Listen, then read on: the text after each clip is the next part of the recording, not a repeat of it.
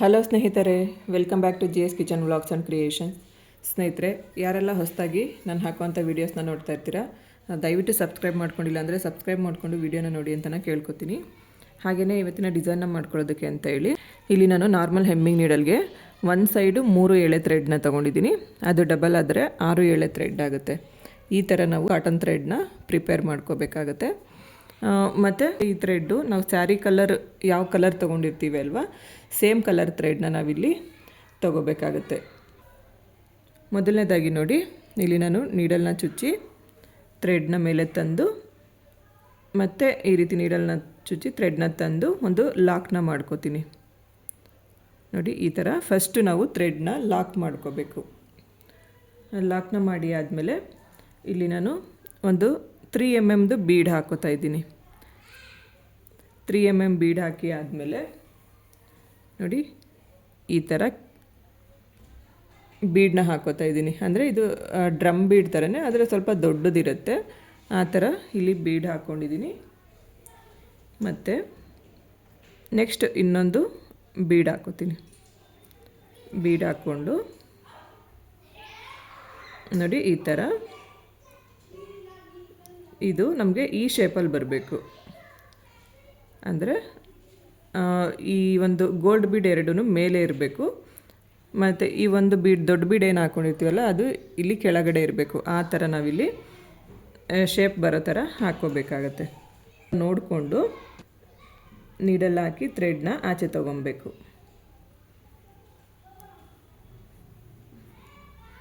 ನೋಡಿ, ಈ ಥರ ಹಿಂಗೆ ಬರೋ ಥರ ನಾನಿಲ್ಲಿ ನೀಡಲ್ ಹಾಕಿ ಥ್ರೆಡ್ನ ಆಚೆ ತೊಗೊಂಡಿದ್ದೀನಿ. ಮತ್ತು ಅಲ್ಲೇ ನೀಡಲ್ನ ಚುಚ್ಚಿ ಥ್ರೆಡ್ನ ತಂದು ಒಂದು ಲಾಕ್ನ ಮಾಡ್ಕೋತೀನಿ. ಥ್ರೆಡ್ ಲಾಕ್ ಮಾಡ್ಕೋಬೇಕು. ಬೇಕು ಅಂದರೆ ನಾವು ಇಲ್ಲಿ ಇನ್ನೂ ಒಂದು ಸರಿ ನೀಡಲ್ನ ಚುಚ್ಚಿ ಥ್ರೆಡ್ನ ತೊಗೊಂಡು ಇನ್ನೂ ಒಂದು ಲಾಕ್ನ ಮಾಡ್ಕೋಬೋದು. ಈ ಥರ ಒಂದು 2 ಟೈಮ್ಸ್ ಲಾಕ್ನ ಮಾಡಿ ಆದಮೇಲೆ ಈ ಬೀಡ್ ಒಳಗಡೆಯಿಂದ ಥ್ರೆಡ್ನ ಆಚೆ ತಗೋಬೇಕು. ಆಚೆ ತಗೊಂಡು ಕಟ್ ಮಾಡ್ಕೊಳ್ಳೋಣ. ಕಟ್ ಮಾಡ್ಕೊಂಡಾಗ ನಮಗೆ ನೋಡಿ ಡಿಸೈನ್ ಅನ್ನೋದು ಈ ರೀತಿ ಬಂದಿರುತ್ತೆ. ಇಲ್ಲಿ ನಾನು ನೋಡಿ ಈ ರೀತಿ ಥ್ರೆಡ್ನ ಪ್ರಿಪೇರ್ ಮಾಡ್ಕೊಂಡಿದ್ದೀನಿ. ಒಂದು ಸೈಡ್ 50 ಎಳೆ ಥ್ರೆಡ್ನ ತೊಗೊಂಡಿದ್ದೀನಿ. ಅದು ಡಬಲ್ ಆದಾಗ 100 ಎಳೆ ಥ್ರೆಡ್ ಆಗುತ್ತೆ. ಆ ಥರ ನಾನಿಲ್ಲಿ ಥ್ರೆಡ್ನ ತೊಗೊಂಡಿದ್ದೀನಿ. ನೀವು ನೋಡ್ಕೊಳ್ಳಿ, ನೀವು ಬೀಡ್ ಯಾವ ರೀತಿ ತೊಗೊಂಡಿರ್ತೀರಲ್ವ, ಅಂದರೆ ಹೋಲು ಅದಕ್ಕೆ ತಕ್ಕಂಗೆ ನಾವು ಇಲ್ಲಿ ಥ್ರೆಡ್ನ ಪ್ರಿಪೇರ್ ಮಾಡ್ಕೋಬೇಕಾಗತ್ತೆ. ಹಾಗೆಯೇ ಥ್ರೆಡ್ನ ಐರನ್ ಮಾಡಿ ಇಟ್ಕೊಂಡಿರಿ. ನಾನಿಲ್ಲಿ ಐರನ್ ಮಾಡ್ಕೊಂಡಿದ್ದೆ, ಸ್ವಲ್ಪ ಹಿಂದೆ ಮುಂದೆ ಆಗಿದೆ. ಸೊ ಹಂಗಾಗಿ ನಾನು ಇದೇ ಥ್ರೆಡ್ನೇ ಯೂಸ್ ಮಾಡ್ಕೋತಾ ಇದ್ದೀನಿ. ನೀವು ತೊಗೊಂಡಾಗ ನೀಟಾಗಿ ಐರನ್ ಮಾಡಿಕೊಂಡು ಥ್ರೆಡ್ನ ತೊಗೋಬೇಕಾಗತ್ತೆ. ಈಗ ನೋಡಿ, ಇದರೊಳಗಡೆಯಿಂದ ನೀಡಲ್ ಹಾಕಿ ಥ್ರೆಡ್ನ ಆಚೆ ಎಳ್ಕೊತೀನಿ. ಈ ರೀತಿ ಆಚೆ ಎಳ್ಕೊಂಡು ಎಲ್ಲ ಥ್ರೆಡ್ನೂ ಒಟ್ಟಿಗೆ ಸೇರಿಸಿ ನೋಡಿ ಈ ಥರ ಇಟ್ಕೋಬೇಕು. ಇಟ್ಕೊಂಡು ನಾವಿಲ್ಲಿ ಕುಚ್ಚನ್ನು ಗಂಟು ಹಾಕೋಬೇಕಾಗತ್ತೆ. ನೋಡಿ, ಈ ಥರ ಇಟ್ಕೊಂಡು ಇಲ್ಲಿ ನಾನು ಇನ್ನೂ ಒಂದು 10 ಎಳೆ ಥ್ರೆಡ್ ಹಾಕ್ಕೊಂಡಿದ್ರೂ ಇಡ್ಸೋದು ಸ್ನೇಹಿತರೆ. ನಾನು ಇಡ್ಸುತ್ತೋ ಇಲ್ವೋ ಅಂತ ಹೇಳಿ ಸ್ವಲ್ಪ ಕಮ್ಮಿ ತೊಗೊಂಡಿದ್ದೀನಿ.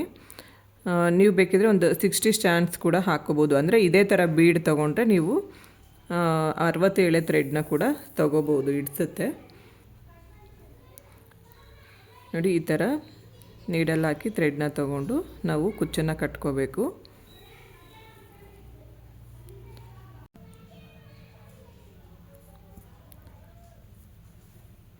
ಕರೆಕ್ಟಾಗಿ ನೋಡಿಕೊಂಡು ಸ್ವಲ್ಪ ಟೈಟಾಗೇ ನಾವಿಲ್ಲಿ ಕುಚ್ಚನ್ನು ಕಟ್ಕೋಬೇಕಾಗತ್ತೆ.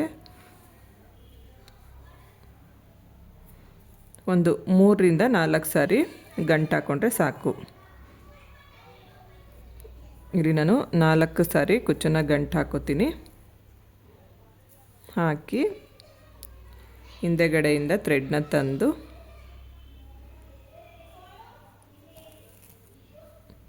ನಮಗೆ ಯಾವ ಲೆಂತ್ಗೆ ಬೇಕೋ ಆ ಲೆಂತ್ಗೆ ಕುಚ್ಚನ್ನು ಕಟ್ ಮಾಡ್ಕೋಬೇಕಾಗತ್ತೆ.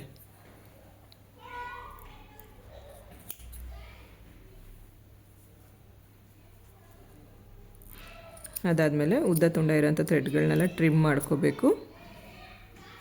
ಡಿಸೈನ್ ನೋಡೋದಕ್ಕೆ ನೋಡಿ ಈ ಥರ ಕಾಣಿಸುತ್ತೆ. ಸ್ನೇಹಿತರೆ, ಇಲ್ಲಿ ನೋಡ್ತಾ ಇರ್ಬೋದು ನೀವು 3 ಕುಚ್ಚುಗಳನ್ನ ಕಟ್ಟಿ ತೋರಿಸ್ತಿದ್ದೀನಿ. ಇದೇ ರೀತಿ ಇನ್ನು ಫುಲ್ ಸ್ಯಾರಿನ ನಾವು ಕಂಟಿನ್ಯೂ ಮಾಡ್ಕೊಂಡು ಹೋಗಬೇಕಾಗತ್ತೆ. ಡಿಸೈನ್ ನೋಡೋದಕ್ಕೆ ತುಂಬಾ ಚೆನ್ನಾಗಿ ಕಾಣಿಸುತ್ತೆ. ನಾನಾಗಲೇ ಹೇಳಿದಾಗೆ ಇನ್ನೂ ಒಂದೊಂದು 10 ಎಳೆ ಥ್ರೆಡ್ನ ಹಾಕ್ಕೋಬೋದು. ಇಲ್ಲಿ ಹಿಡಿಸುತ್ತೆ ನೋಡಿ, ಆವಾಗ ಕುಚ್ಚು ಇನ್ನೂ ದಪ್ಪ ಕಾಣಿಸುತ್ತೆ ಮತ್ತು ಲುಕ್ ವೈಸ್ ಇನ್ನೂ ಚೆನ್ನಾಗಿರುತ್ತೆ ಅಂತಲೇ ಹೇಳ್ಬೋದು. ಈಗ ನೆಕ್ಸ್ಟ್ ಇನ್ನೊಂದು ಡಿಸೈನ್ನ ಯಾವ ರೀತಿ ಹಾಕೋದು ಅಂತಲೇ ತಿಳಿಸ್ಕೊಡ್ತೀನಿ. ಈ ಡಿಸೈನ್ನ ಮಾಡ್ಕೊಳ್ಳೋದಕ್ಕೆ ಅಂತ ನಾನು ಇದೇ ಥ್ರೆಡ್ಡನ್ನೇ ಕಂಟಿನ್ಯೂ ಮಾಡ್ಕೋತಾ ಇದ್ದೀನಿ. ಫಸ್ಟು ನಾವೇನು ಮಾಡಬೇಕು ಅಂತಂದರೆ ನೋಡಿ, ಈ ಥರ ಥ್ರೆಡ್ನ ತಂದು ಒಂದು ಲಾಕ್ನ ಮಾಡ್ಕೋಬೇಕು. ಈ ಥರ ಒಂದು ಲಾಕ್ನ ಮಾಡಿ ಆದಮೇಲೆ ಒಂದು ಸ್ಮಾಲ್ ಸೈಜು ಬೀಡ್ ಹಾಕೋತೀನಿ. ಅದಾದಮೇಲೆ ಇಲ್ಲಿ ನಾನು ಒಂದು ಡ್ರಮ್ ಬೀಡನ್ನ ಹಾಕೋತಾ ಇದ್ದೀನಿ. ಮತ್ತೊಂದು ಸ್ಮಾಲ್ ಸೈಜ್ ಬೀಡು ಮತ್ತು ಒಂದು ಈ ಥರ ಡ್ರಮ್ ಬೀಡ್ ಹಾಕೋತೀನಿ. ಮತ್ತು ಒಂದು ಸ್ಮಾಲ್ ಸೈಜು ಬೀಡ್ ಹಾಕೋತೀನಿ. ಇದಿಷ್ಟು ಹಾಕ್ಕೊಂಡು ನೋಡಿ ಈ ಥರ ಜರುಗಿಸ್ಕೋಬೇಕು. ಅದಾದಮೇಲೆ ಇಲ್ಲಿ ನಾನು ಒಂದು ರೆಡಿ ಮಾಡ್ಕೊಂಡಿರೋಂಥ ರೆಡಿ ಕುಚ್ಚನ್ನು ತೊಗೊಂಡಿದ್ದೀನಿ ನೋಡಿ. ಇದು ಸೀದಾ ಸೈಡ್ ಇರುತ್ತೆ, ಇದು ಬಂದು ಉಲ್ಟಾ ಸೈಡ್ ಇರುತ್ತೆ. ಫಸ್ಟು ನಾನು ಏನು ಮಾಡ್ತೀನಿ ಅಂದರೆ ಸೀದಾ ಸೈಡ್ಗೆ ಹಾಕೋತೀನಿ.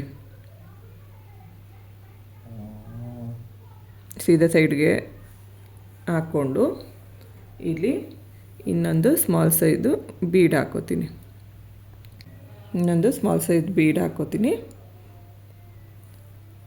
ಈಗ ಫಸ್ಟ್ ಒಂದು ಡ್ರಮ್ ಬೀಡ್ ಇಲ್ಲೇನಿದೆ ಅಲ್ವಾ, ಇದು ಒಂದ್ರ ಒಳಗಡೆಯಿಂದ ಮಾತ್ರ ಈ ರೀತಿ ನೀಡಲ್ ಹಾಕಿ ಥ್ರೆಡ್ನ ಆಚೆ ತೊಗೋಬೇಕು. ಆಗ ನಮಗೆ ಕುಚ್ಚು ಅನ್ನೋದು ಈ ಥರ ಬ್ಯಾಕ್ ಸೈಡ್ಗೆ ಟರ್ನ್ ಆಗುತ್ತೆ. ಸೊ ಈಗ ಏನು ಮಾಡಬೇಕಂದ್ರೆ ಇಲ್ಲಿ ಇನ್ನೊಂದು ಬೀಡ್ ಹಾಕ್ಕೋಬೇಕು. ಬೀಡ್ ಹಾಕ್ಕೊಂಡು ನೆಕ್ಸ್ಟ್ ಇಲ್ಲಿ ಇನ್ನೊಂದು ಡ್ರಮ್ ಬೀಡ್ ಏನಿದೆ ಅಲ್ವಾ, ಬರೀ ಇದರೊಳಗಡೆಯಿಂದ ಮಾತ್ರ ನೀಡಲ್ ಹಾಕಿ ಥ್ರೆಡ್ನ ಆಚೆ ಎಳ್ಕೋಬೇಕು. ಆಗ ಮತ್ತೆ ನಮಗಿಲ್ಲಿ ಕುಚ್ಚು ಅನ್ನೋದು ಈ ಥರ ಟರ್ನ್ ಆಗುತ್ತೆ.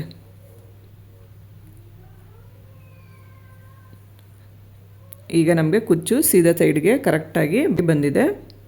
ಈಗ ಮತ್ತೆ ಇನ್ನೊಂದು ಸ್ಮಾಲ್ ಸೈಜ್ ಬೀಡ್ ಹಾಕ್ಕೊಂಬಿಟ್ಟು ಇಲ್ಲಿ ನಾನು ಲಾಕ್ನ ಮಾಡ್ಕೋತೀನಿ. ಕರೆಕ್ಟಾಗಿ ನೋಡಿಕೊಂಡು ಎಲ್ಲಿ ಬರುತ್ತೋ ಅಲ್ಲಿಗೆ ಒಂದು ಲಾಕ್ ಮಾಡ್ಕೋಬೇಕು.